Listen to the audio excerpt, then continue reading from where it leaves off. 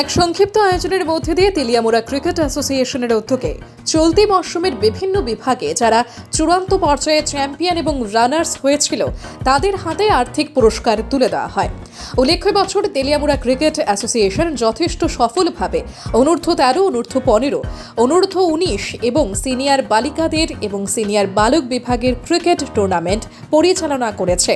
এ বিষয় নিয়ে Teliamura cricket association সচিব নন্দন রায় সংবাদ মাধ্যমের সামনে কথা বলতে গিয়ে বলেন, এই সময়ের মধ্যে তেলিয়ামুড়া ক্রিকেট অ্যাসোসিয়েশন সার্বিকভাবে তেলিয়ামুড়ার ক্রিকেট উন্নয়নে ভূমিকা পালন করে চলেছে। তিনি বলেন, এইবারের এই ক্রিকেট টুর্নামেন্টগুলিতে যে সমস্ত দল বিজয়ী হয়েছিল তাদের হাতে 20,000 টাকার চেক এবং যারা পরাজিত হয়েছিল অর্থাৎ রানার্স হয়েছিল তাদের হাতে 15,000 টাকার চেক তুলে দেওয়া হয়।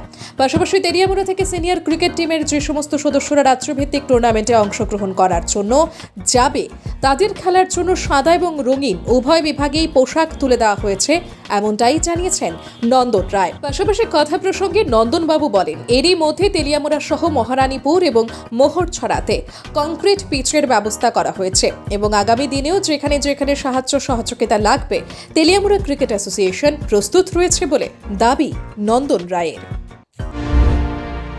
আন্ডার 13, আন্ডার 15, আন্ডার 17, ওমেন্স টি20, মেন্স টি20 যে টুর্নামেন্ট ফার্স্ট ইভেন্ট হয়েছিল, আজকে আমরা যে প্রাইজ গিভিং তাদের হাতে আমরা চেক তুলে দিয়েছি।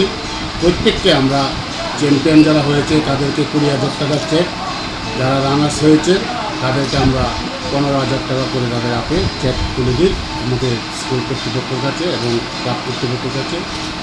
পাশাপাশি আমরা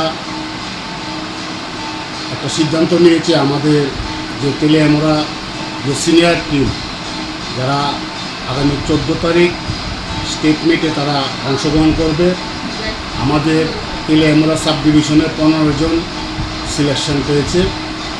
আমাদের টিসিআর গাইডলাইনে যে 15 জন লিমিট, তো আমরা প্রত্যেক প্লেয়ারকে আমরা তেলিয়ামুড়া ক্রিকেট অ্যাসোসিয়েশনের তরফ থেকে সাদা এবং কালার ড্রেস আমরা আজকে প্রোভাইড করব এবং আমি আশা রাখবো আগামী দিন আমাদের তেলিয়ামুড়া ক্রিকেট অ্যাসোসিয়েশনের যে সিনিয়র টিম তারা আমাদের যে টুর্নামেন্টটা হবে সেখানে একটা ভালো খেলা তারা প্রদর্শন করে এবং আগামীতে তারা যাতে এলিট গ্রুপে তারা সুযোগ করে নিতে পারে সে আশা আমি আমাদের ক্রিকেট খেলোয়াড়দের প্রতি রাখবো। Bureau report, news on time.